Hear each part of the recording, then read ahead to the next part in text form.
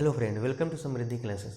Friends, आज की इस वीडियो हम लोग देखेंगे एंटीकोलिनर्जिक ड्रग। इससे पहले कि वीडियो हम लोगों ने डोपामिन के कंसंट्रेशन को पार्किंसन डिजीज़ में हमने क्या किया है कि फैसिलिटेटर दे के, एंजाइम इनहिबिटर दे करके और प्रिकर्सर ड्रग दे के हमने ब्रेन में बढ़ा दिया है। तो आज हम बात करते हैं सेंट्रली क्या है कि एंटीकोलिनर्जिक ड्रग की।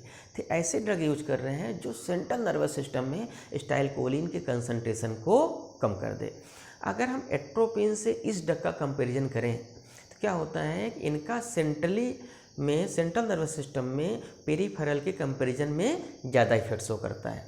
और ये क्या करती हैं कि ये ब्रेन में एसिटाइलकोलिन के कंसंट्रेशन को कम कर दे रही हैं। अगर इस ड्रग का मीन्स सेंट्रली एंटीकोलिनर्जिक ड्रग का एक सिंगल डोज यूज कर लें, सिंगल ड्रग लेने के 6 से 8 घंटे बाद हमें आपका 25% इफेक्ट देखने को मिल जाता है। अब क्या है, कुछ H1 एंटीहिस्टामिनिक ड्रग भी क्या करती हैं, यहाँ पे एंटीकोलिनर्जिक ड्रग एक्शन शो करती हैं। तो उसकी बहुत रेयर केस की ड्रगें हैं, वो जैसे फिनोथायाजीन ड्रग है जो एंटीकोलिनर्जिक प्रॉपर्टी आपका शो करती है। अगर हम बात करें इसका साइड इफ़ेक्ट क्या है, तो इसका जो साइड इफ़ेक्ट है वो आपका एट्रोपिन की जैसा है, जैसे ड्राइनेस ऑफ माउथ, सलाइवा का सिक्रीशन कम हो जाता है। तो कोई भी फूड आप इंजेक्शन करेंगे, फूड इनटेक करेंगे तो प्रॉपर फूड का इंजेक्शन नहीं होता है। आप प्रॉपर ढंग से बात नहीं कर सकते किसी से, क्योंकि बात करने की सलाइवा का सिक्रीशन माउथ में होना बहुत ज़रूरी है, तभी आपकी टंग जो है वो रोटेट करती है। तो ये साइड इफ़ेक्ट आपको यहाँ पे मिलेंगे। जैसे एट्रोपिन के केस मैंने बताया था, टैचिकार्डिया होने लगती है, हार्ट रेट बढ़ जाता है। ठीक है, तो ये चीज़ें साइड इफ़ेक्ट आपको यहाँ पर मिलेंगी जब हम लोग यूज करते हैं सेंट्रली एक्टिंग एंटीकोलिनर्जिक ड्रग। अब कुछ पॉइंट्स हम लोग जनरल पॉइंट डिस्कस करते हैं कि अगर मान लीजिए कि माइल्ड केस पार्किंसन डिजीज़ है, माइल्ड केस है मीन्स शुरुआती दौर का पार्किंसन डिजीज़ है, उस कंडीशन में अगर आप सिंगल ड्रग सेलिसिलिन का ले लें, सिंगल ड्रग अगर सेलिसिलिन का यूज कर रहे हैं या एंटीकोलिनर्जिक ड्रग यूज कर रहे हैं तो सफिशिएंट हो जाएगा। लेकिन वही चीज़ है कि मैंने बताया है कि जब भी आप एक्यूट कंडीशन को अगर प्रॉपर क्योर कर दिया तो डिजीज़ आपकी वहीं ख़त्म हो जाएगी। लेकिन अगर आपने एक्यूट को प्रॉपर डिजीज ट्रीटमेंट नहीं किया तो यही एक्यूट डिजीज़ क्रोनिक में नए सिम्टम के साथ क्रिएट होती है। फिर यहाँ पर अभी एक सिंगल ड्रग से काम चल रहा था, अब सिंगल ड्रग से काम नहीं चलने वाला है। वहाँ पे कॉम्बिनेशन में हम बढ़ाएंगे, कॉम्बिनेशन की ड्रगें देंगे और ड्यूरेशन ऑफ थेरेपी भी आपकी बढ़ जाएगी, क्योंकि वहाँ पे क्रोनिक कंडीशन में कॉम्प्लिकेशन भी ज़्यादा आने लगते हैं। तो हमने बताया कि अगर माइल्ड कंडीशन है तो आप एक सिंगल ड्रग से आप काम चला सकते हैं, चाहे एंटीकोलिनर्जिक दे दीजिए, चाहे सेलेजिलिन माओ इनहिबिटर दे दीजिए। लेकिन अगर हम बात करें कार्बिडोपा को, अगर हम लोग लियोडोपा के साथ दे रहे हैं तो कुछ पेशेंट में ये क्या है कि बेस्ट थेरेपी मानी जाती है। जैसे अभी तक एक्यूट कंडीशन सिंगल काम चल रहा, थोड़ा सा पेशेंट क्रोनिक कंडीशन तरफ अगर बढ़ गया तो क्या होगा कि सब एक्यूट कंडीशन हो गया, तो उस कंडीशन में कार्बिडोपा को लियोडोपा के साथ देंगे तो ये बेस्ट थेरेपी मानी जाती है कॉम्बिनेशन में। उसके बाद आता है कि अब क्या है कि जो डीकार्बोक्सिलेज इनहिबिटर हम लोग देते हैं, डोपा डीकार्बोक्सिलेज इनहिबिटर कार्बिडोपा देते हैं, तो क्या है कि अगर अर्ली स्टेज में आप देते हैं तो इसका इफेक्ट लेट फेज के कंपेरिजन में ज़्यादा होता है।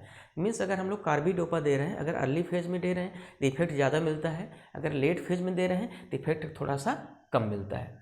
अब हम बात करते हैं कि जब एडवांस कंडीशन आ जाती है पेशेंट की, उस समय COMT को भी ऐड करते हैं, कैचिकाला ओ मिथाइल ट्रांसफरेज इनहिबिटर को ऐड करते हैं।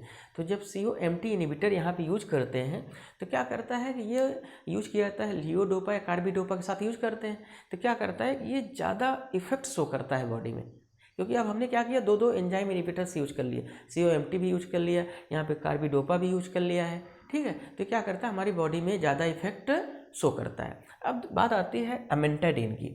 अमेंटाडिन को अगर हम लोग लियोडोपा के साथ देते हैं, हमने आपको बताया था कि इन्फ्लुएंजा के ट्रीटमेंट के लिए देते हैं, लेकिन लक बाई चांस ऐसा होता है कि एंटी पार्किंसन इफेक्ट भी शो करता है। तो अमेंटाडिन को जब हम लोग लियोडोपा के साथ देते हैं तो क्या करता है कि लियोडोपा की जो थेरेपी होती है, जो उसका कंसंट्रेशन जितनी देर बॉडी में रहना चाहिए उससे ड्यूरेशन को बढ़ा देता है। अब किसी ड्रग का ड्यूरेशन अगर बॉडी में बढ़ रहा है तो जहाँ आपको क्या करना है कि डिफिशियंसी थी, अगर ड्यूरेशन बढ़ रहा है तो इसका मतलब है कि वो रिसेप्टर्स बाइंडिंग ज़्यादा होगी, रिसेप्टर्स बाइंडिंग ज़्यादा होगी तो हमारी बॉडी में इफेक्ट भी ज़्यादा मिलेगा। तो ये हो गए कुछ जनरल पॉइंट्स जो हम लोगों ने पार्किंसन डिजीज़ के लिए यहाँ पे डिस्कस किया हुआ। तो ये क्या है कि आपके 60। अब बात करते हैं कि क्वेश्चन कैसे आएंगे। क्वेश्चन इसमें आपके अगर 5 मार्क्स में आएंगे, 7 मार्क्स में आएंगे, 60 नोट पूछा जाएगा, जिसमें आपको सब लिखना है। 2 मार्क्स का क्वेश्चन आ सकता है, पार्किंसन डिजीज क्या है, COMT इनहिबिटर क्या है, माओ इनहिबिटर क्या है, ठीक है। अमेंटाडिन मीन्स डोपामिन फैसिलिटेटर कैसे काम करता है, हमने बताया था आपको कि डोपामिन की सिंथेसिस को बढ़ा देता है प्रीसिनेप्टिक में। तो अब ये तो हो गए छोटे छोटे मार्क्स, 2 मार्क्स के। अगर 10 मार्क्स का क्वेश्चन की बात करें तो क्या होता है, उसमें 3-4 पॉइंट्स आपको देंगे। पहला है डिफिनीसन दे देगा, मैकेनिज्म देगा, ड्रग इंट्रैक्शन दे देगा, यूजेस देगा, 4 पॉइंट्स देंगे तो वहाँ 10 मार्क्स का क्वेश्चन आपका बन जाएगा। कभी भी 10 मार्क्स का क्वेश्चन आपको सिंगल पॉइंट के लिए नहीं देता है। वो जब देगा तो इसमें 3-4 पॉइंट तोड़ के देगा। आपको जितने पॉइंट्स कवर करेंगे उतने मार्क्स आपको मिलते जाए। मान लीजिए 4 पॉइंट दे दिया, आपने 3 लिखा तो 3 के मार्क्स को उसी में मार्क्स में एडजस्ट कर देगा। चौथा पॉइंट आपने नहीं लिखा तो उसके मार्क्स को छोड़ देगा। तो 2.5 मार्क्स के मान लीजिए हो गए, तो आपने 3 कवर किया, 7.5 मार्क्स के हो गए, तो 5 और 6 मार्क्स आपको मिल जाएंगे। वो 2.5 आपने नहीं कवर किया, 2.5 मार्क्स का नहीं कवर किया हुआ, तो उसके क्या करेगा, वो छोड़ देगा। तो कभी भी फुल मार्क्स का क्वेश्चन आता है तो उसमें एक सिंगल पॉइंट का क्वेश्चन नहीं होता, उसमें डिफरेंट पॉइंट होंगे, 3, 4, 5 पॉइंट उसमें होंगे जो 2.5 मार्क्स के होंगे। आपको डिस्क्राइब करना होगा और उसी पे आपको मार्क्स मिलेंगे। तो इसमें आएगा classification of the anti parkinsonian drug, mechanism of action, और कोई एक सिंगल ड्रग का आपको डिटेल पूछ लेगा। ठीक है, ऐसे क्वेश्चन आपको यहाँ पे मिलेंगे। तो हमने आपको बड़े इजी वे में आपको हमने बताया है, मैकेनिज्म भी बता दिया है और हमें करना क्या है वो बता दिया, ये किस पार्ट में होता है ये भी हमने आपको बता दिया कि हमें करना क्या है। हमने आपको बताया कि एक लाइन याद रखिए कि डोपामिन के कंसंट्रेशन को बढ़ाना है, स्टाइलकोलिन के कंसंट्रेशन को कम करना है। तभी ब्रेन में आपका क्या होगा कि डोपामिन और स्टाइलकोलिन का जो कंसंट्रेशन है वो बैलेंस होगा।